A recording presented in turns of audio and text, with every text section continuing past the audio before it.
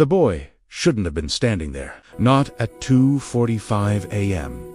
Not at a gas station that had been closed for hours. I saw him from a distance, just a small shape under the pale, flickering light. A kid, all by himself. That image, the stillness of him, it seared into my memory, because what followed was a ride into a silence so deep, it felt like it could swallow you whole. This was one of those Minnesota winter nights where the cold has a physical weight to it, the kind of cold that finds its way through every layer you're wearing. I was on my last run, just wanting to get home, the roads mostly empty except for the occasional long-haul truck blasting past. I saw the ping on my app, not a request, just a little flicker of my own location, as I decided to cut through the back roads.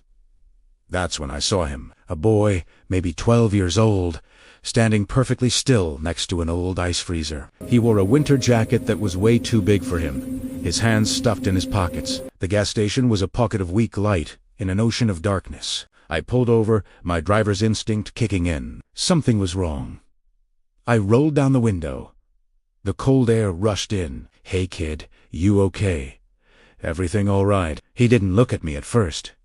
He just stared at the dark woods across the street. Then, slowly, he turned. His face was pale, his eyes wide. He was holding a cheap plastic grocery bag. He took a hesitant step toward my car. His voice was quiet, almost carried away by the wind. "Can you take me somewhere?" he asked. "My mom, she said she'd meet me." I nodded. "Sure, get in. It's too cold to be out here." He opened the back door and slid in without a sound. The door closed with a soft click, and the silence in the car became heavy, absolute. "Where are we headed?" I asked, trying to keep my voice casual.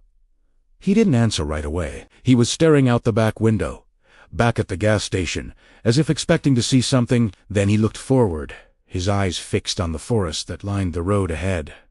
"It's a trail," he mumbled. He pulled out a worn flip phone, the kind you don't see anymore, and read off the name of a state park entrance about 15 miles away. A forest trailhead. At 3 a.m, a knot of unease tightened in my gut. I punched the destination into my GPS. The route was a single, dark line cutting through miles of nothing. But that wasn't the strangest part. I turned the heat up. "You must be freezing," I said. "No," he replied, his voice flat.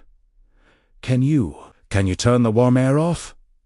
I glanced in the rearview mirror. He was shivering, his shoulders trembling slightly, but his face was completely blank. I turned the heat off. We drove in silence, the only sounds the hum of the engine and the crunch of snow under the tires. Every time a truck's headlights appeared in my mirror, he would flinch, sinking lower into his seat until it passed. He kept checking his little phone, but there was no signal out here. The screen just glowed with a blank, empty light. "Your mom is meeting you at the trail?"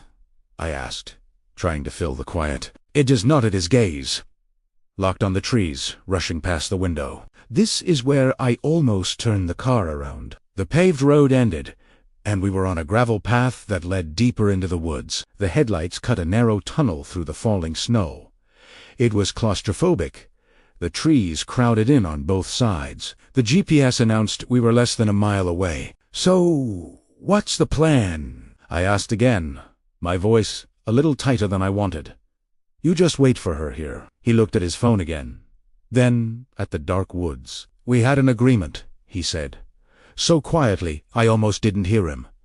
"An agreement?" He nodded. "She said if anything ever happened, if Dad got angry again, I had to get my bag, go to the gas station, and find a ride to this spot." My blood ran cold. The whole picture snapped into focus. The oversized jacket, the plastic bag, probably full of clothes, the shivering that wasn't from the cold, but from fear, his refusal to be seen by passing trucks. This wasn't a kid who was lost. This was a kid who was running. He wasn't waiting for his mom. It was hiding, waiting for her to come and get him after she had escaped. The trailhead wasn't a random spot. It was their prearranged safe point, a place his father would never think to look, a place where they could disappear together. We pulled up to the trailhead. It was nothing more than a wooden sign and a small, snow-covered clearing. The darkness here was absolute. "This is it," he said. He opened the door, the cold air flooding the car once more. He got out and stood there for a moment, just a small silhouette against the endless night. He looked back at me. For the first time, he made eye contact. There was no fear in his eyes anymore, just a silent, heartbreaking strength. "Thank you," he said. Then he turned and walked toward the trail sign, disappearing into the shadows of the trees. I waited. 4, 5, maybe 10 minutes. My headlights pointed into the void where he had vanished. I don't know what I was waiting for. A sign, a sound, anything. But there was only the wind and the falling snow.